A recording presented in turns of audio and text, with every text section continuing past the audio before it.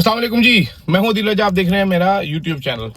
भाई पाकिस्तान में दो चीजें काबू नहीं आ रही, ठीक है। एक तो जनाब ये महंगाई, दूसरा ये जो सरकारी साजिशें ये काबू नहीं आ रही। अब मोहसिन नकवी साहब ने उस दिन जो बम सटा हुआ है, उस बम के बाद पता चला है कि मोहसिन नकवी साहब इस वीकेंड पे नून लीग के जब वज़रा गालियां निकालने के मसरूफ थे मोहसिन नकवी को कि ये बड़ा फ्राडी है, ये काम नहीं सही करता, इसकी अपनी वजारत बड़ी बड़ी है। मोहसिन नकवी बैठ के शहबाज शरीफ से मुलाकातें कर रहा था।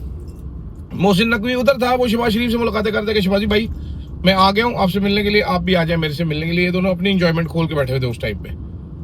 मतलब क्या एक कमाल बात है, आप देखें जरा, आपको मजे आ जाएंगे एक दफा ये देख के।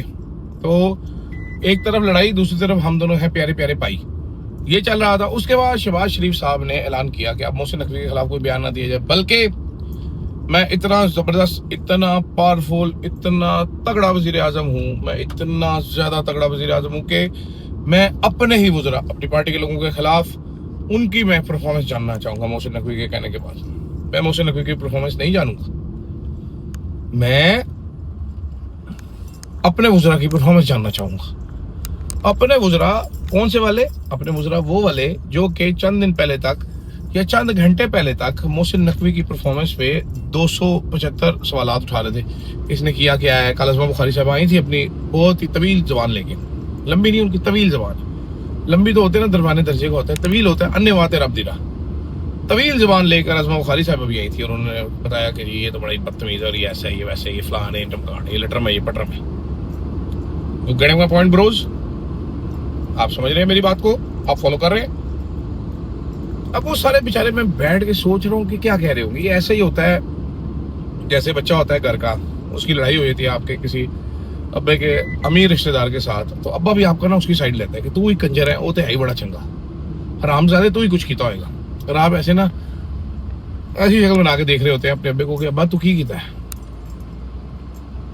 समझ रहे बात को?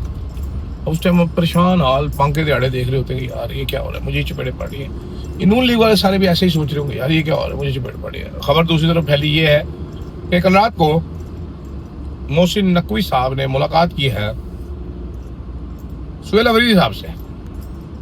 ये कंफर्म नहीं हो सकी अभी, कुछ लोग ये दावा कर रहे हैं, खबरें दे रहे हैं कि जनाबे वाला ये मुलाकात हो गई है, बड़ी जबरदस्त मुलाकात हुई है, बड़ी अच्छी मुलाकात हुई है और कुछ बातें तय हुई हैं इस मुलाकात में। अब हर बंदा इस मुलाकात को अपने एंगल से बतला रहा है।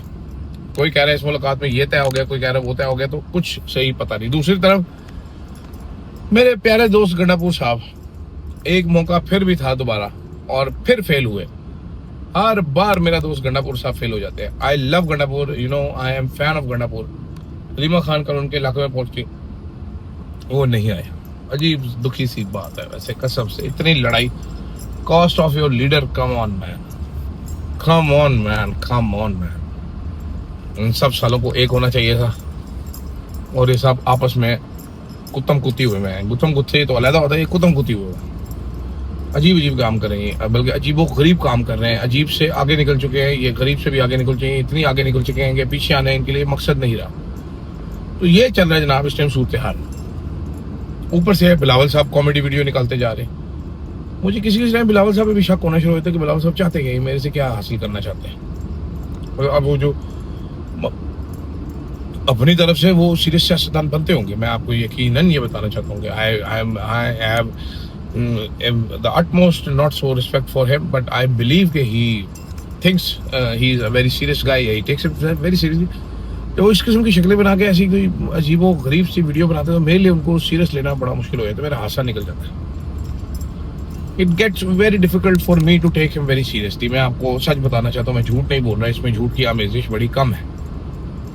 क्योंकि बिलावल साहब जो कहानी तोड़ रहे हैं इधर साढ़े हस्ते, ठीक है, एक बड़ी बेकार सी कहानी है। मैं टिकटॉक कर दूंगी, टिकटॉक कर दूंगी, मैं आखिरी रिवर्स गियर लगा दिया, मैंने उड़ा देना है, मैंने ये कर देना है, मैंने की नासे पढ़ देनी है, मैंने इनके जी वो वाचे फाड़ देनी है। ऐसी कहानी शानी कोई नहीं है भाई। एम बिलावल साहब हमें फुदू ना लगाएं, आपने कुछ नहीं होना सर। आप जो है ना, मशवरा मेरा आपको सस्ता, मुफ्त और टिकाऊ है।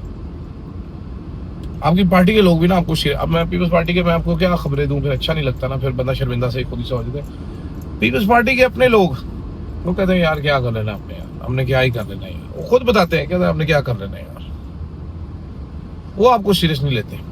मतलब मैं I still want to take you seriously, मैं सच बता रहा हूँ कि मैं जी बिलावल साहब को सीरियस लेना चाहता हूँ।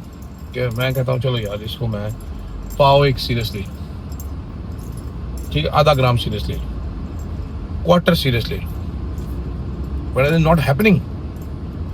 पार्टी के लोग भी नहीं ले रहे सीरियस यार, वो भी कहते हैं यार ये क्या आइटम है, कहाँ से लेके आए हैं इसको, क्या करें इसका।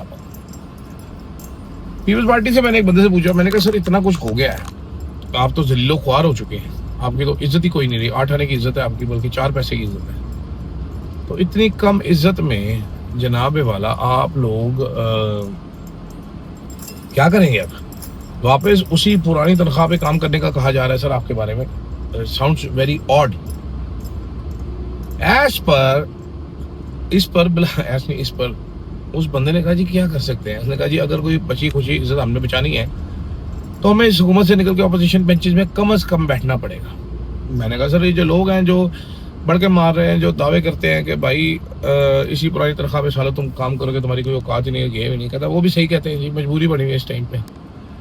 तो कहता है वो हमने एक निकाल तो लिया था पीपल्स पार्टी ने, बहाना भी अच्छा था कि जी हम सिस्टम को बचाना चाहते हैं। उन्होंने कहा यार कोई मानने के लिए तैयार ही नहीं कि हम सिस्टम को बचाना चाहते हैं। कहते हैं सिस्टम को खराबी की जड़ी आप है। सारों को पता है, नून लीग वाले भी गालियां निकाल रहे हैं, पंजाब हुकूमत को दबा के गालियां निकाल रहे हैं, मरियम नवाज शरीफ को बुरा भला कह रहे हैं। मुझे भी पता है, आपको भी, हर बंदे को ये बातें पता है। ये कोई नई बातें नहीं है, कोई खुफिया बात नहीं मैं कर रहा, मैं पब्लिक नॉलेज है ये। इधर अपने आप को भी गालियां निकाल रहे हैं नून लीग की गवर्नमेंट को। मेरा नहीं ख्याल जी कि मैं अगर रावलपिंडी शहर से निकलूं अपनी गड्डी भगाता हुआ, हाथ में पकड़ूं माइक, एक माइक भी मेरे पास शॉर्ट हो गया ना, गाड़ी में मेरे माइक नहीं होता इसलिए ऑडियो इसकी कम आती है। हाथ में पकड़ूं मैं एक माइक, अब मैं यहाँ से भागना शुरू करूं और आगे तक चलता जाऊं और जाता जाऊं और आखिर में जाके जनाबे वाला इस्लामाबाद में पहुंच जाऊं सेक्रेटेरिएट के सामने, मुझे एक बंदा भी नहीं मिलेगा जो ये कह दे इस टाइम पे कि ये हुकूमत बड़ा अच्छा काम कर रही है या ये हुकूमत कोई काम कर रही है। इन ऑल फैक्चुअलिटी एक बंदा भी नहीं ऐसा मिलेगा। और इसके बाद ये बता रहे हैं दावे इनके ऐसे हैं जैसे पता नहीं क्या पटी जा रहे हैं, क्या करी जा रहे हैं। नालायकी शहबाज शरीफ साहब की, मतलब आपको बताइए अब ना पॉलिटिकली डिलीवर कर सके, ना इकोनॉमिकली डिलीवर कर सके। जो डिलीवरी आई है फॉरेन पॉलिसी में वो फील्ड मार्शल के खाते में, उसमें शहबाजी को कुछ नहीं मिला, उसमें इसहाक डार को कुछ नहीं मिला। इनको मिले हैं जूते जो कि अब ये खा रहे हैं। उसके बाद ये मोहसिन नकवी से खुफिया मुलाकात करते हैं, उसके बाद दोनों भाई आपस में मिलते हैं, उसके बाद ये कहते हैं यार नहीं मेरा ख्याल है कुछ नहीं कहना, बस इग्नोर करो मोहसिन नकवी को, इग्नोर करो, फिलहाल मैं ना लड़ाई दे मूड विच नहीं है, फिलहाल मैं लड़ाई दे मूड विच नहीं है। वो हमें जनाब अंसार वासी साहब बता रहे हैं कि नवाज शरीफ एस्टैब्लिशमेंट से लड़ाई से मूड नहीं है, एस्टैब्लिशमेंट नवाज शरीफ से नहीं लड़ना चाहते और जरदारी साहब भी नहीं लड़ना चाहते। तो आप लोग क्या करना चाहते हैं?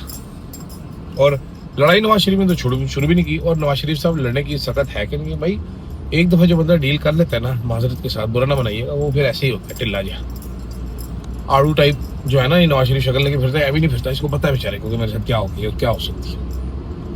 तो आप लोग भी ना ज्यादा इतने परेशानी के शिकार ना हो, चिल करें आप लोग। और जो आपको बता रहे ना कि बस ये चंद दिन की बात थी और मसला हल हो गया, ये हो गया, उसको हंसा जरूर करें उसका, हाँ थोड़े दिन की बात है बाकी मसला हल हो गया ऐसे आपने कर देना, बाकी हम जाने और हमारा काम जाने, लेकिन आपने ऐसे जरूर करना है। समझ रहे हैं बात को? हैं जी? Are you getting my points man? चले फिर मुझे इजाजत दीजिएगा, अल्लाह हाफिज।